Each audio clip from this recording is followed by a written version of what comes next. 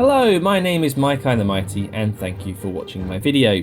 Today I'm doing a video entitled The Newbies Guide to Raids. That's right, I'm actually focusing on this video for people that want to get into raids or that have never done raids before, to show them what is actually needed to actually get involved with raids. Why am I doing this? Well, in my guild, you know, I like raiding, but a lot of my guild members don't actually do any of the raids. And there is a number of reasons. I mean, if I give you an example, if I show you, for example, this is our guild section, and you can see here I'm the raid officer. And generally, we actually have I have titles for people that have actually done one of the raid bosses. And you can see here, apart from the officers, there's not too many people that have done a lot of the raids.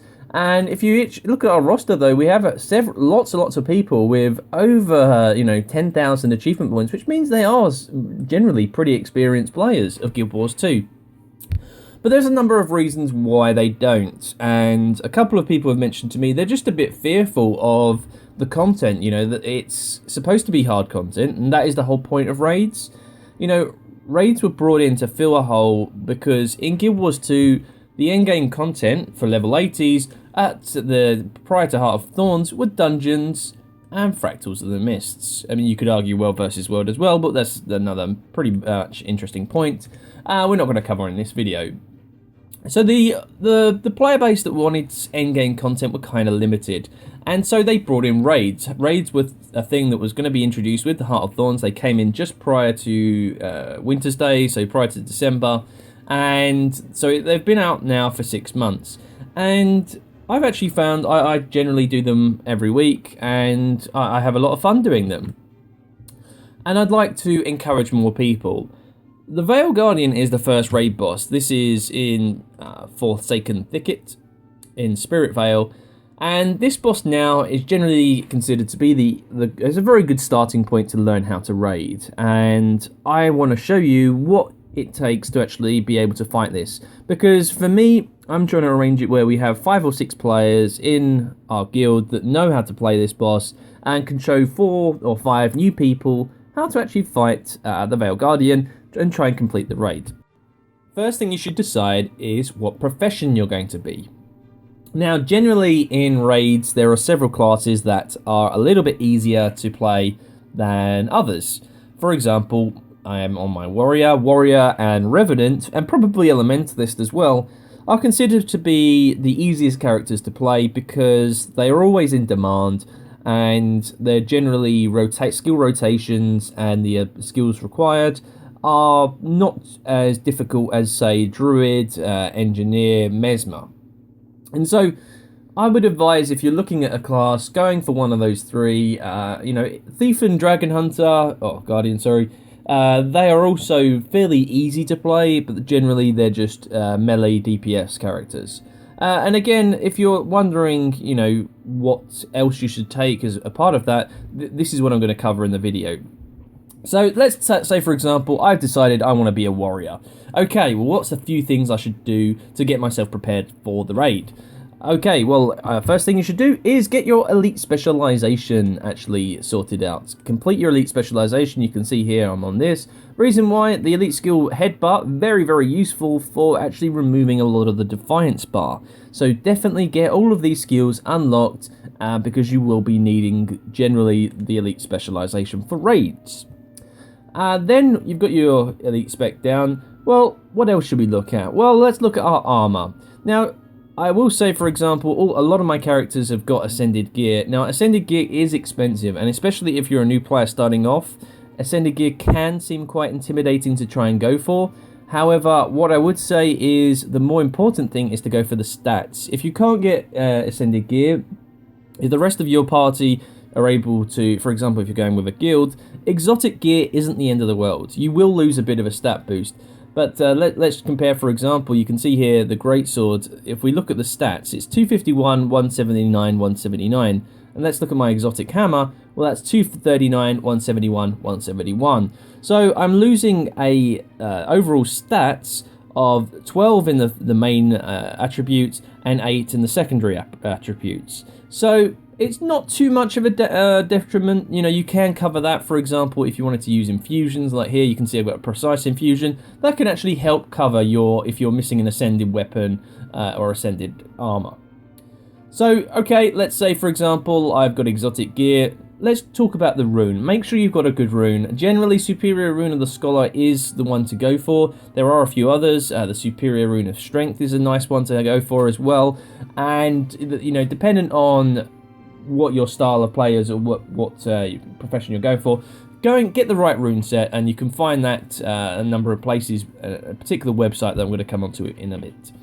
So I've got my weapon, you know, you can see my greatsword. I'm generally always going to be my DPS warrior. So I've got my set like elite specialization, and I've got my armor. Well, what else do I need? Well, what you need is a build. And the build, you know, again, it's something that you need to be aware of, that you may have a particular style in how you play, but the raids may ask you to change that. And so here I am on metabattle.com, and you can see you can go by profession or by game mode. So we're going to go by game mode, and we're going to look at raids. And then we're actually going to pick a build. Now, you can see here Phalanx Strength for my warrior is at the top, but you've got all different other ones as well, and you can be like, okay, you know, I might actually recommend looking at this and saying, okay, this is the build I want to use, and so that's what I'm going to base my character around. You know, I'll show you just straight off with the warrior. This is Phalanx Strength, so this is, obviously, it's a very, very good build. It's got a good rating. And generally, you know, I actually had on my character the longbow, but you want to go mace shield because you'll get a lot of defiance bar removal with some of these skills. But greatsword, and you can see some of these other traits that and utility skills that you actually have. And then it comes on to the specializations. So actually following this is going to be very, very useful for you in the raid situation, because this, as rated by other players, has been voted one of the best builds you can actually use. So the thing you should do is, okay, let's actually have a look at my character, and let's look at the build. So strength, tactics, and berserker. Well, I've got strength, so it's 2, 2, 1 for strength. Okay, so strength, I actually have 2, 2, 1. Oh, that's handy. For tactics, I have 3, 3, 3. So for tactics, I have 3, 3, 3. Already handy. And then for the berserker, I actually have 1, 3, 1. That just needs to be changed because I was actually playing a different raid here, but it's this percentage of bonus. You'll get this frosty. I think I was just doing that to test that out in a arena battle actually. So again, you've got your build set up, and so you're following what the other players and what other players have said have been a good build. And again, if we actually go back to meta battle, it shows you here, you know, you've got the greatsword. It tells you what sigils to put on them. And also, for example, you can see here sigils, and you know that nice 30% stun duration is very good. Adds to that defiance bar removal, I believe. And you can see here different variants that you can have. And then it actually explains how you should use the rotations that you should do in this. And this is where, you know, again, it's helping you to improve your gameplay, because I will fully admit, as an Elementalist main character, I have learned by watching other people do raids certain things, and it's this fresh air DPS with the Elementalist, because the fresh air is where you actually rotate and use quite a lot of the air overload because of fresh air, meaning it recharges on a critical hit. And so you can see here the rotations that it actually goes through, and this is fantastic. This is definitely a rotation. If you're an Elementalist wielding Dagger Warhorn, it's a phenomenal DPS increase compared to just staying in staying in the fire achievement in staff. This is actually a better DPS rotation, especially against those targets that move out of your AoEs. So looking at this website is very, very useful. Getting your build sorted, again, you know, will help you immensely. Okay, so we've got our build, we've got our armor, we've got our weapon, we've got our elite specialization. What else should be worried about? Food. Food is a huge difference to your DPS in raids. And I will tell you this now, that the amount you can actually save, for example, if you're talking about time used, if everybody didn't use food, you could be talking generally between 30 seconds and a minute difference in your damage that you're doing as a 10-man group. And that is over a boss fight in the duration. So food is definitely something you want to be aware of. And what food should you take? Well, let's say you're on this Berserker Warrior. Well, what foods? You know, you've got a food and utility. So if we go to the bank here, you'll see that we've got this food here. Bowls of sweet and spicy butternut squash, power and ferocity for an hour. That's going to be fantastic. I don't actually have any utilities on me right now because they're on my other characters. But this types of food is going to be very, very useful. You could even go plate of Orion steak fritters. That gives you 100 power. And, you know, you've got other things that, for example, condition damage. You've got rare veggie pizzas and koi cakes. Spicier flake steaks, although they only give you 80 power, they give you a little bit more of condition damage. And this is where you can use those metabolic primers because they last for 12 hours. So even though this is expensive food, you can be actually going around, you know, using this, and you'll be lasting quite a long time. So you'd activate that food when you're in the raid and when you're about to actually engage the boss. And that's another thing. You should actually look at some guides on YouTube of the raid bosses.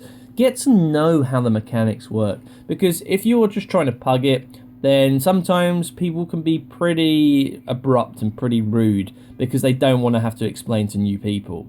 The mechanics of Veil Guardian are fairly straightforward. You will have the Veil Guardian actually following the person with the highest toughness. They are in turn the tank. You generally will need one person healing, and then you'll have this circles situation whereby the Veil Guardian will create these green circles. It needs 4 people in the green circle, or it will put a massive damage to all your party members. Also, you'll have these blue circles that will make sure that you will teleport you away if you stay in them, but they generally are like the the Crucible of Eternity's subject alpha attacks, whereby he'll launch an AoE attack, which you can dodge if you time it. I think it's a 2-second dodge, you know, so if you wait 1 second, then you dodge, and you'll miss that, no problem. So again, these tactics, you know, this situation are very, very straightforward. You can see here, these are our guild, you know, the Veil Guardian statues that we created. And the Veil Guardian, I want to actually show people and take people, new people on raids. So you've explained the mechanics, you have the gear, you have your build, and you have the food all sorted out.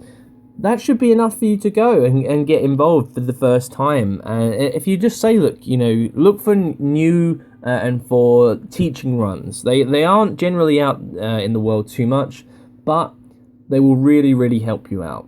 If you make sure that you're with, you know, again, 5 to 6 players that are fairly experienced, they can really actually help you out. And as I said, for the warrior, all I'm doing is going to be attacking the Veil Guardian and doing a lot of damage. And I'd be interested to hear your thoughts, guys. You know, what are your perception for actually getting into raids? I'd like to know, people that have never been in raids, what is it about, you know, the raids that you just, what is it that you're not interested in raids? Is it the fact that, you know, it can take a substantial amount of time, but for example, the Veil Guardian you can have done in 10 minutes. It really can be that quick. It can be quicker than fractals.